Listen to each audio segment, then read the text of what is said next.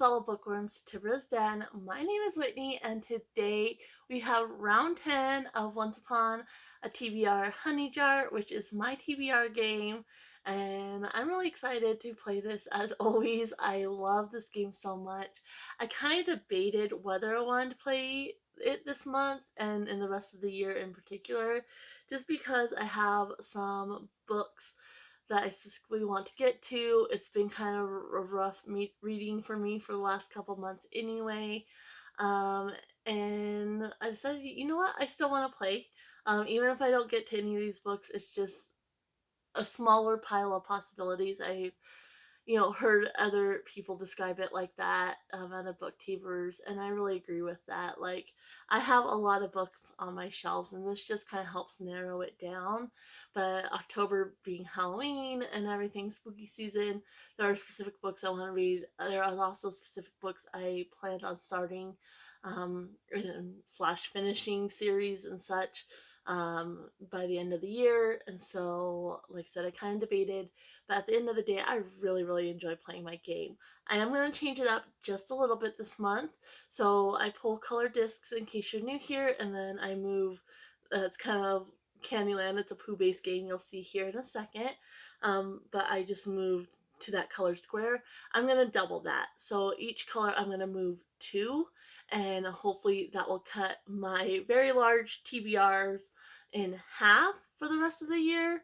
And that way I can get some of these books that I'm really wanting to get to, that I plan on starting, that I want to finish, things like that. Because yeah, I love the game. I absolutely do. And somebody, I appreciate your comment, if it was you, suggested that I roll a die to determine how many rolls I'll do. But I need to finish the game. Like, I could not do that. Um, Autistic brain, like, I have to have that completion done, or it's just gonna bug me. And so I can't really do that. So this is kind of my way. I've added in double moves for if I pull the same color twice in a row, or I pull it 3 times within the game, which I really like that addition because that definitely helped, knock my TBR down a little bit, but it's just not quite enough. So that's what we're gonna do. Before we get started, I do have a ton of prompts from August that I need to put back in. August, I did not read a whole lot. I think I have 4 prompts that are not going back in. Everything else is going back in. Granted, like some of this, one of them, I actually read this one, but it's one that just automatically goes back in. So it's a bookworm, and it's book based on the last thing watched. So that one I did read the book for this prompt, but because it's a bookworm prompt and one that I would like to get multiple times, it's gonna go straight back in. And so I'm going to kind of put them in different areas and then mix this around, but we have the honey jar. So I just want to go over what's going back in real quick. So we have Elsa and Anna, which is Insidious Takeover. So there's that. And then we have T.I. Double Gar, which is ABC Author Challenge. This one always goes back in anyway, but because, like I said, I didn't get the book read, it's definitely going back in this time. Free Pick always goes back in. I love that one. So that's nothing that's all that weird. And then we have Hansel and Gretel, which was Misleading Antagonist. We have the Swan Princess, and it was Cursed to be an Animal. And then we have Zero to Hero, which was Hercules. We have Dumbo, which was a sad book.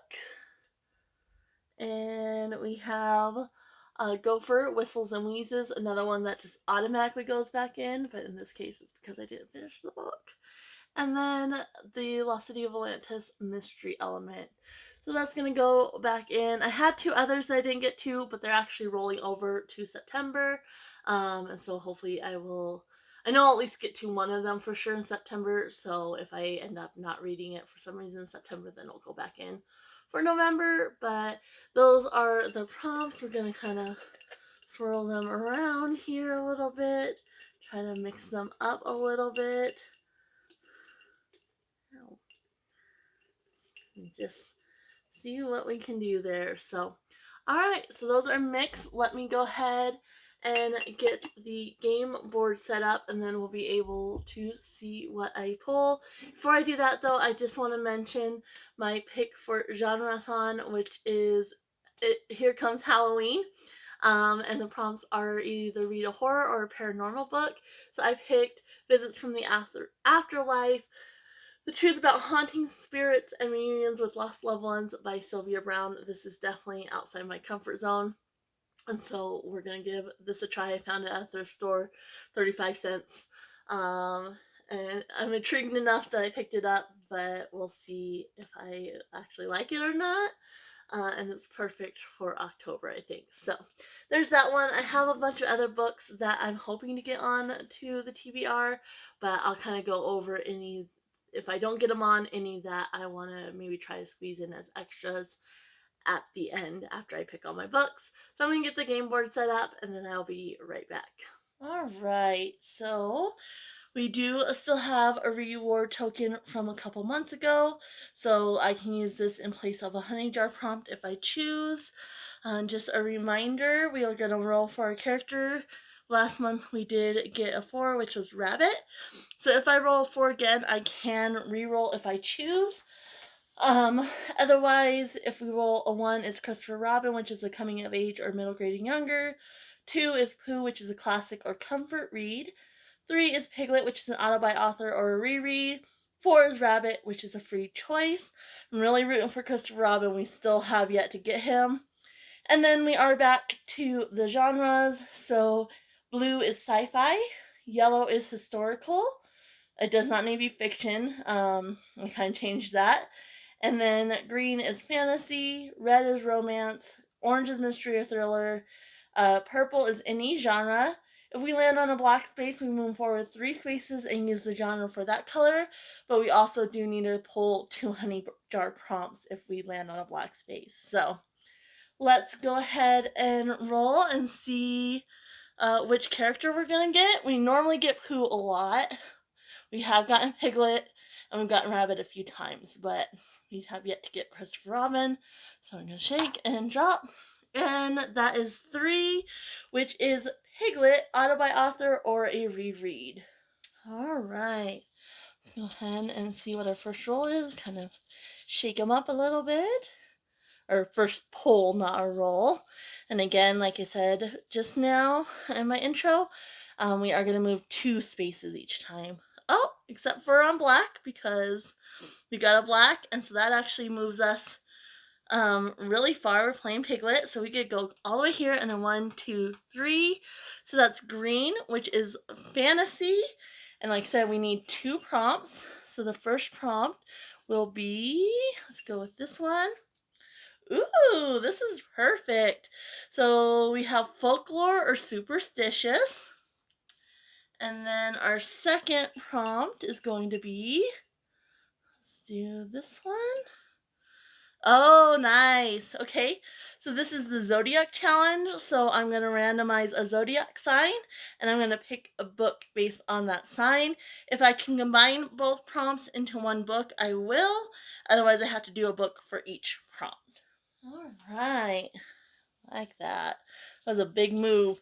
Now I'm kind of wondering if I want to go back to the original rules, but we're still going to do 2 just so we have a lighter TBR and more options. And next we get an orange, which is a mystery or thriller, but it's a special square because we get to sit on the bench, so we actually get to ignore the genre. But it does need to fulfill the prompt of, let's do this one. Okay. So it's a bookworm and it's a book talk pick. So I got to go on book talk and we'll see what we can find on there. Oh. I lied because I forgot we're doing double. You know what? Actually, we're just going to do single since I can't remember anyway. And we're already making good progress. So we're going to do single. We're going to forget that because I clearly can't remember it anyway. And so yeah, let's just stay with that one. And I'm gonna pull a new thing. Let's see. And this time we get a red, which is romance. And We get red and we get across the bridge. So that's another special square. So it does not have to be romance at all. It can be any genre, but it needs to fulfill the prompt of Tigger. I'm the only one. So either like probably a single viewpoint or something like that.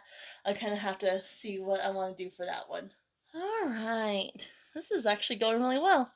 Guess the game heard me talking about moving two, I knocked poo over, moving 2 squares each, and it's being really nice. So hopefully it'll stay that way. So let's go ahead and do this one. So that is another red. So this one, since it's 2 reds in a row, I am going to go back to the original rules. We're going to go 1 and 2. So it does need to be a romance though, even though we moved 2. And we'll do this one. Ooh, nice. So we got another Little Mermaid, and this one is ocean theme. All right. Pretty happy with this round. Let's see here. Our next one will be this one. Ooh, perfect. So this is a purple. So we get to move really far. You come all the way up here. Purple is any genre. So, it can be any genre, but it needs to. Let's go right here. Nice. Kangaroos are from Australia. All right. This is going really, really well. Let's do this one. So that is an orange. So again, a thriller mystery, and that gets us right up to the end here. So I need a thriller or mystery that, let's do this one. Okay, so this is Mowgli from the Jungle Book, and it's Forced to Leave. All right, so I need to pull a black, a red, or a blue, and then we'll be done. If I pull anything else, they just go off to the side for now. Let's see here. See this one? And that's a purple. It goes off to the side. Let's do this one. Yellow, off to the side. And green, off to the side. And then red, perfect. So red gets us to the North Pole. Because it's the North Pole, we do not have to do a romance. It can be in a genre, but it does need to fulfill the prompt of, let's do this one. Okay, nice. So this one is elephants in story or location, which is a great one. And so then we also have the 3 unusable discs here. And so I just have to pick a book that deals with 3 in some way. It can be a third in the series. It can have 3 in the title, just 3 in some way. So I'm going to go ahead and pick my books, and I will be right back. All right, I am back. I got my books picked out. I know I got a little confusing when I started the game. I know I said in the intro I was going to just do 2 moves for each square or each color I pulled, so I was going to move 2 squares. And then I pulled a black right off the bat, and I was like, I don't want to move 2 squares on black because there's not that many blacks on the board.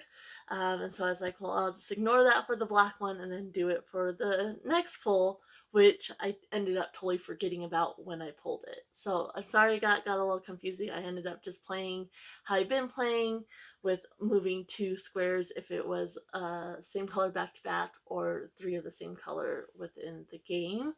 Because the game just went really, really well. I guess it heard me and it was like, no, play normal. I don't know, but it went really, really well, and so I'm really happy with the number of pulls I got and everything like that. So let's go ahead and jump into the books. So as I already mentioned, for Genreathon, I'm going to be reading Visits from the Afterlife by Sylvia Browne, who is a psychic medium who's done TV shows and such where she connects, people with their loved ones in the afterlife. And so this one, it says, in Visits from the Afterlife, Browne journeys even deeper into the other side with her trademark sixth sense and featuring stirring true encounters. She describes visitations with ghosts, in transition spirits, and other troubled souls seeking peace and closure. Travels to locations as diverse as haunted homes and ships possessed by otherworldly forces who walk their deserted decks.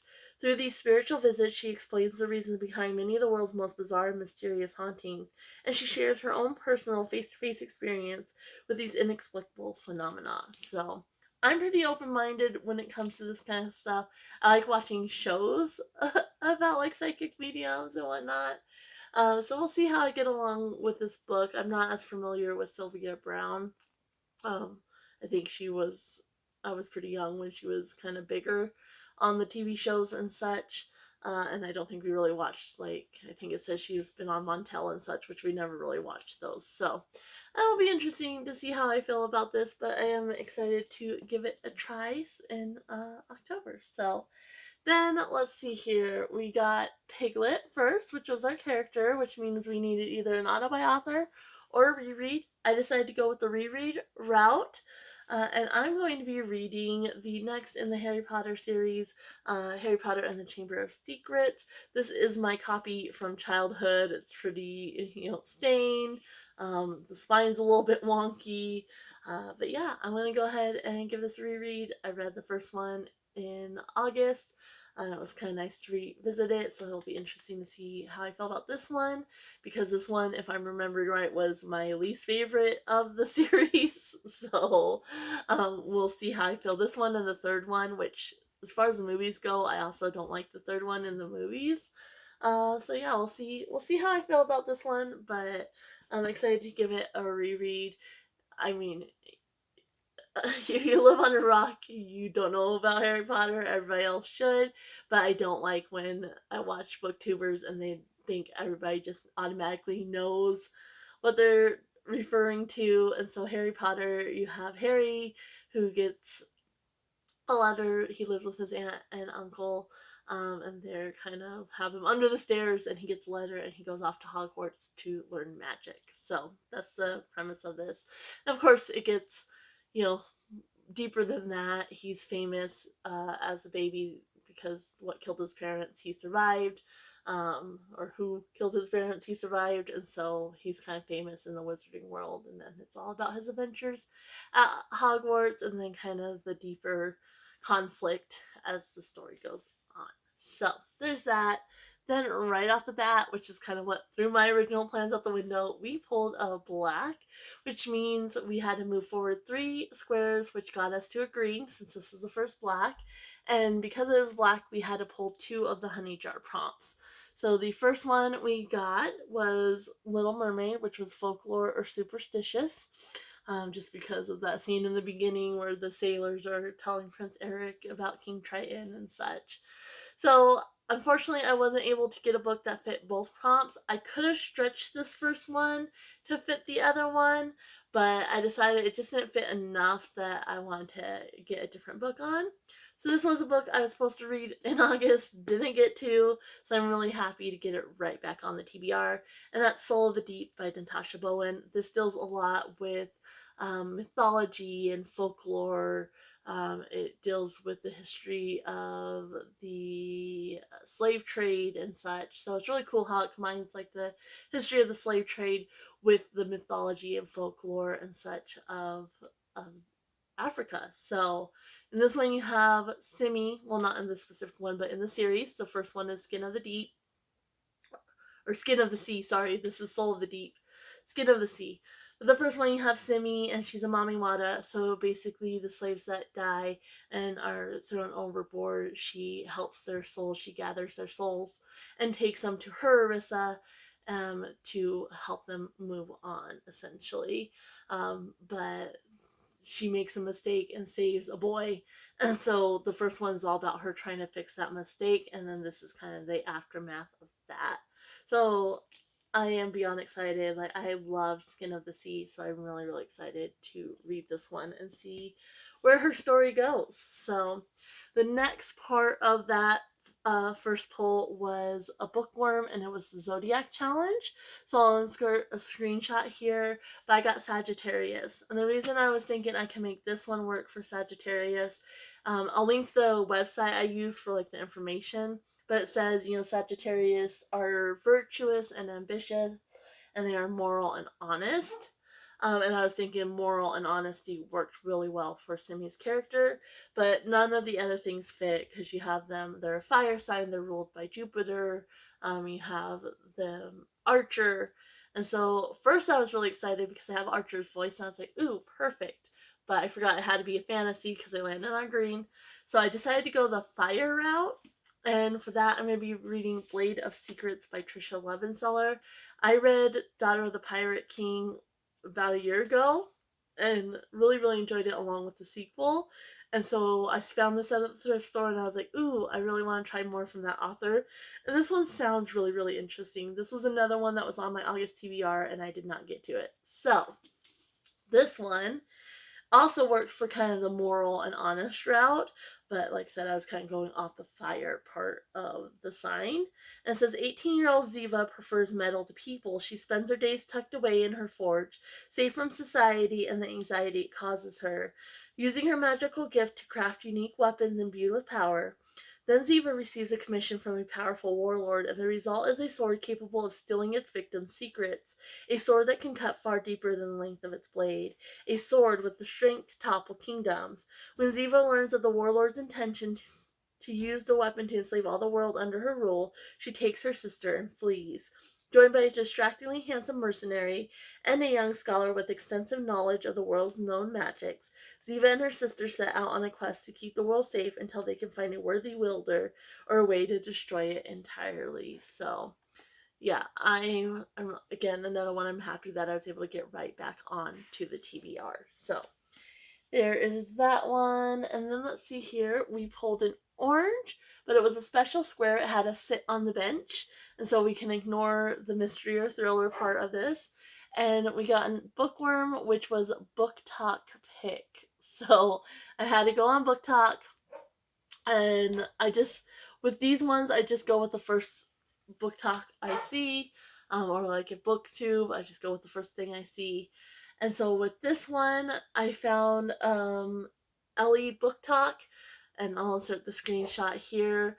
I didn't have any of the books, but there was 3 authors she mentioned that I have books from, and I haven't read from those authors yet. So I was going off the authors. She had Nightingale by Kristen Hanna, and don't have that one, but I have 3 others. She had Six of Crows by Leigh Bardugo, and then she also had House in the Cerulean Sea by T.J. Klune. So like I said, I don't have any of those, but Kristen Hanna, I have 3 books. T.J. Klune I have in the Lives of Puppets. And I decided to go with Leigh Bardugo because this was the closest to the book mentioned, and that's Shadow and Bone. Because this is the first in a trilogy, and I believe Shadow and Bone is a duology. Or Six of Crows is a duology. This is Shadow and Bone, sorry. So I believe Six and Crows is a duology, but they're all part of the Grishaverse. And so this is the first book in the Grishaverse if you're going off of that. And so yeah, I went ahead and went with this. And plus this is the most perfect for October and spooky vibes. But this one you have Soldier, Summoner, Saint. Orphaned and expendable, Alina Starkov is a soldier who knows she may not survive her first trek across the Shadowfold, a swath of unnatural darkness crawling with monsters. But when her regiment is attacked, Alina unleashes dormant magic not even she knew she possessed. Now Alina will enter a lavish world of royalty and intrigue as she trains with the Grisha, her country's magical military elite, and falls under the spell of their notorious leader, the Darkling. He believes Alina can summon a force capable of destroying the Shadowfold and reuniting their war-ravaged country, but only if she can master her untamed gift. As a threat to the kingdom mounts and Alina unlocks the secrets of her past, she will make a dangerous discovery that could threaten all she loves and the very future of a nation. So, I haven't been like super gung ho to jump into the Grishaverse or try Leigh Bardugo, but another one I found at the thrift store and I am interested in trying it, and it's the perfect month for it for sure. So, then we got a red, which is a romance, but with this one, it was To Cross the Bridge. So another special square, so it can be any genre again. And we got Tigger. I'm the only one. So with this one, I was thinking maybe a singular point of view, but you don't always know that going into a book. So I decided to go the standalone route. And for this one, I am going to be reading A Cosmology of Monsters by Shaun Hamill. I think I've wanted to read this since last October. I heard somebody talking about it and I was really, really excited. So, yeah, now is the time. And for this one, you have Noah Turner sees monsters. His father saw them and built a shrine to them in the wandering dark, an immersive horror experience that the whole family operates. His practical mother has caught glimpses of terrors but refuses to believe, too focused on keeping the family from falling apart. His brilliant older sister Eunice can't exorcise them from her mind, no matter how many versions of the story she commits to paper. And his eldest sister, the dramatic and vulnerable Sydney, won't admit to seeing anything but the beckoning glow of the spotlight until it swallows her up. So, I mean, again, perfect for spooky season, perfect for October, and one I've been excited about for quite a while. So there's that one. Next, we got another red. So this was a double red. And so I did move forward two, but it's not a special square, so I did need a romance. For this one, we got Little Mermaid, and it was ocean themed. So for this one, I'm really excited. I mean, I had several on my shelf I could have gone with, but this was another one that was on my August TBR, and I was just really gung ho to get it back on the TBR so I could get it read. And that is Namesake by Adrienne Young. This is kind of a YA, slightly fantasy romance. You have more pirates and such, but there is a magical element with Fable, who is the main character. She has an affinity for gems, and there's kind of a magical element there. But basically, in the first one, Fable is abandoned on this island by her father, and so her whole goal is to get off this island and get back to her father. And so she kind of joins this crew. They don't really trust her, though, they don't really want her there. And so she joins this crew, and the whole story is her kind of trying to get back to her father. Something kind of happens, and so this is following the aftermath of that. And yeah, I'm like I said, I wanted to read it in August, didn't get to it. August was just a really bad month all around, so I'm really happy I got it right back on. So there's that one. Then let's see here. So then we got a purple, which is any genre, which is perfect, and we got Kangaroos Are from Australia. I only have one book that's by an Australian author and it's set in Australia. I was looking to see if maybe I had something else, but on all the lists I found and such, I couldn't find anything um that worked. And the book I have is called Thornbirds by Colleen McCullough, and I'm just not in the mood to read it in October. Any other month, I would gladly, like, I am definitely, it's one of my mom's recommendations, so I definitely do want to read it. It doesn't have the right vibes for October for me, and maybe it does, and I just don't know because I'm not familiar with it, but it's not something I want to read in October. So I'm going to use my reward prompt, and so I don't have to do the honey jar prompt, I just have to find a book. It could be any genre. So that worked out really nicely because I didn't have to fill the genre either. And for this one, I'm going with Wonderland by Jennifer Hillier.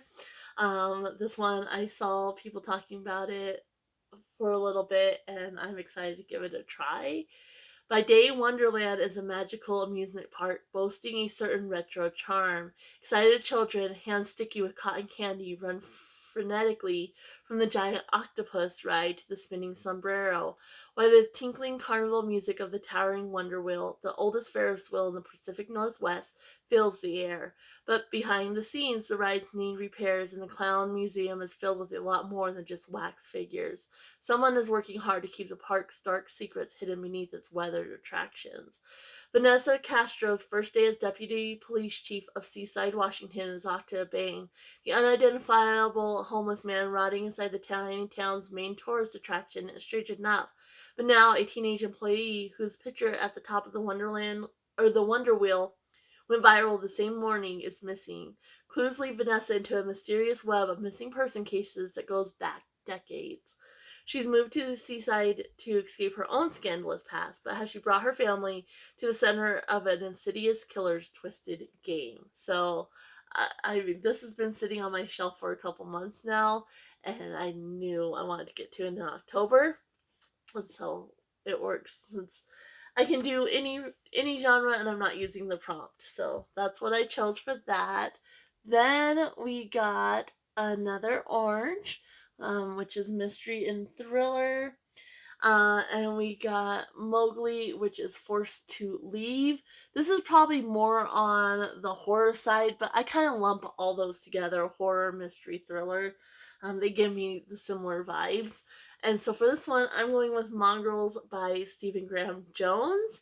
And I think this is perfect for the forced to leave aspect. And again, if I can't find something that fits both the genre and the honey jar prompt, the honey jar is the more important of the two.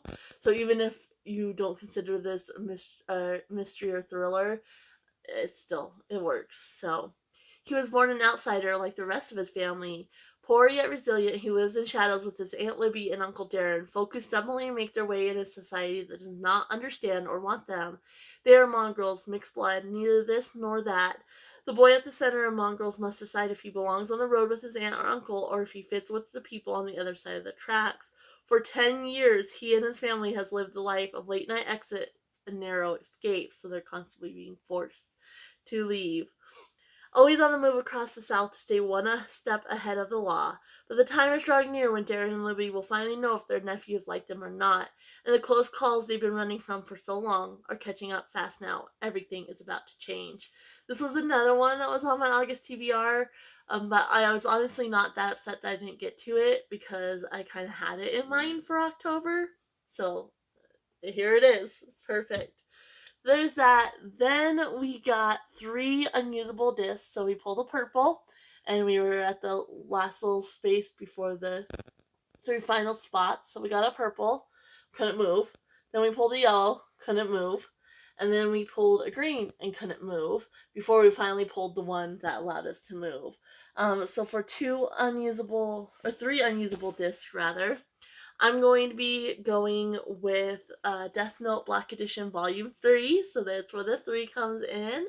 And yeah, this has volumes 5 and 6 of the Death Note manga, and I've been wanting to continue this manga series forever. I read the first 2 Black Note editions, obviously, and so yeah, now's the time. This is another one I knew I wanted to read in October, so I was really, really happy it worked for this. But you have Light, and he finds what is it, Shinigami Death God's notebook, and he's trying to do the right thing, and he starts writing names of people.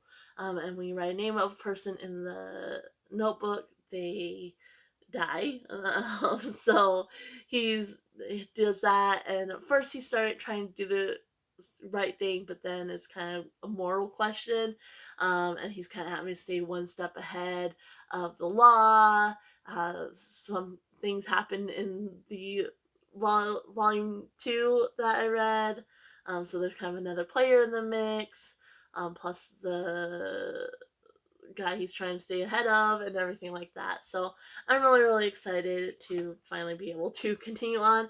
And I might, read more than just volume 3 if I have time, but we'll see kind of how that goes. Then finally, I pulled a red one, which got us to the last red, which is North Pole, which means we're done. Um, and because it's the North Pole, I don't have to do a romance. I decided the last squares, I don't always want to end on a romance or a sci-fi. So I don't have to do a romance, but I did get Dumbo, and it needed elephants in the story or location. And I did again have several that would work for this. I have some circus ones which I didn't know for sure whether they had elephants or not, but I figure it's the circus. When you think circus, you think elephants. So I figured those would work. But I also had I have a nature kind of conservationist nonfiction that would work really well for this prompt. But I decided I wasn't kind of in the mood for that either, and I'm going to go with Forest of the Pygmies by Isabel Allende.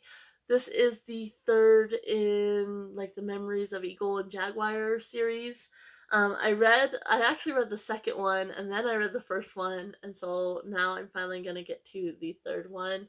And yeah, it's a really fun series. You follow Alexander, and he ends up going with his grandmother, who is um, a journalist for the International Geographic magazine. And so they went to the Himalayas in the other one they went to the Amazon, and the first one they went to the Amazon, the second one they went to the Himalayas. And this one they're going to Africa, and it's actually perfect because it says, once again, Alexander Colton and his indomitable journalist grandmother, Kate, are braving the mystical unknown, this time in the heart of Africa, along with Alex's friend Nadia Santos and a photographic crew from the International Geographic magazine. They have traveled to Kenya to work on an article about the continent's first elephant-led safaris.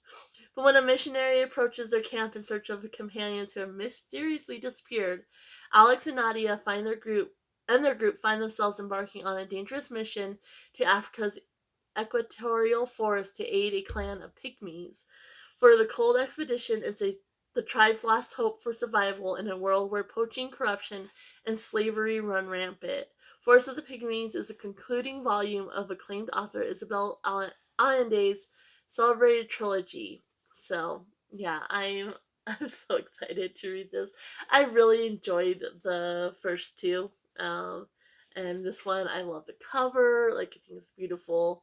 And yeah, and it has that elephant led safaris aspect to it. So there is those ones which are the official TBR. So if I complete those, um, I mean, I'll complete my genreathon, but it doesn't count. But if I complete all the others, I will get to get another reward token to replace the one I just used. So hopefully we'll get that. But I do have 4 more books that I am adding on as extras.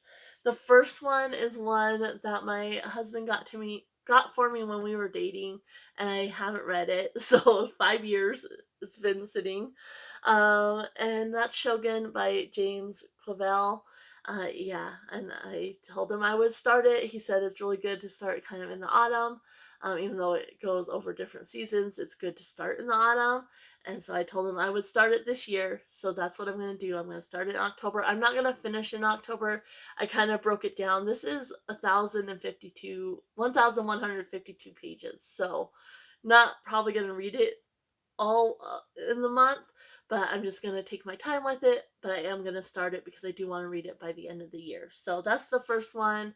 And this one, it says, a bold English adventurer, an invincible Japanese warlord, a beautiful woman torn between two ways of life, two ways of love, all brought together in an extraordinary saga of a time and place aflame with conflict, passion, ambition, lust, and the struggle for power. So, gonna start this, and I'm pretty sure once I get into it, I will love it. It's just a little bit intimidating because of the size, and it is, it is dense. So it's very dense. So we'll see, but I'm gonna finally start that. And it's time this year. I need to finish the Dresden Files. I wanted to finish it last year, didn't get that. I'm supposed to read Skin Game in September, and then in October I want to read the next two, which is Peace Talks and Battleground. This is by Jim Butcher. And yeah, it's just time. And I heard these two are best read like right together, back to back. So I'm definitely gonna do that, kind of lump them together. But basically, you have Harry Dresden, who is a private detective wizard in Chicago. So it's a little bit more like magical realism. And he basically does private detective work and helps the police and such solve crimes in the beginning, and then it kind of spirals from there. You have different factions and such, all vying for power, and there's kind of something going on behind the scenes, and so it's kind of built from there. And so yeah, I have to read Skin Games, and then I have these two, and then I'm done until I think there's still a trilogy that's, obviously still part of the big series, but like a final trilogy that's supposed to come out. But I haven't heard any more about that, so we'll see. But yeah, I'll at least be caught up to date if I get these and Skin Game read in September. If I have time, I'll probably start one of these in September as well. But we'll just have to see. And then the last one, which is very, very low priority, but one that I'm just so excited about, and that's Thistlefoot. I was supposed to read this in July and did not get to it, and this is by Jenna Rose Nethercott. And yeah, this is just one, when I heard people talking about it, I knew immediately I wanted to read it, and I just did not get to it. And so it's based on Baba Yaga, which I think is really cool, and then the chicken house on chicken legs and such. And so it's just, I think it has the right vibes for October as well. You have the Yaga siblings, Bellatine, a young woodworker, and Isaac, a wayfaring street performer and con artist, have been estranged since childhood, separated both by resentment and by wide miles of the American highway. But when called to receive a mysterious inheritance, the siblings are reunited, only to discover that their bequest isn't land or money, but something far stranger, a sentient house on chicken legs. Thistlefoot, as the house is called, has arrived from the Yaga's ancestral home in Eastern Europe, but not alone. A sinister figure known only as the Long Shadow Man has stalked it across continents, bearing violent secrets from the past, fiery memories that have hidden in Isaac's and Bellatine's blood for generations, memories that have begun to awaken. As the Yaga siblings embark on a Thistlefoot on a cross-country theater tour, the Long Shadow Man follows in relentless pursuit to do the specters of history, including the forgotten fate of the small shadow and the house's original inhabitant, Baba Yaga. Ultimately, time, magic, and legacy must collide, erupting in a powerful conflagration to determine who gets to remember the past and craft a new future. So, like I said, I'm really excited. Again, if I have time, I might like kind of mood read it in September. September is my birthday month, so I might get this read in September, but I'm not holding my breath. There's a lot of books I'm excited for in September. So yeah, we'll see, but I want to get to this within the next couple months if I'm able. If not, it's gonna be priority for November for sure because I I want to get this read. So those are the 4 extra books. So with those, let's see, we have 7, 8, 9, 10, 11 with my genre-thon, and then plus 4, so 15 books, which again is still high, but better than 19 or 20, so we'll go with it. Anyway, I'm gonna go ahead and leave you here. Let me know if you've read any of these books, what you thought about them, if you're interested in reading these books, any books that you might be excited for coming up. I would love to know that. If you just want to let me know you were here and watching, you can leave a bunny, rabbit emoji, or any other animal down in the comments. And I'm going to go ahead and leave you guys here. Happy reading, everyone. Bye.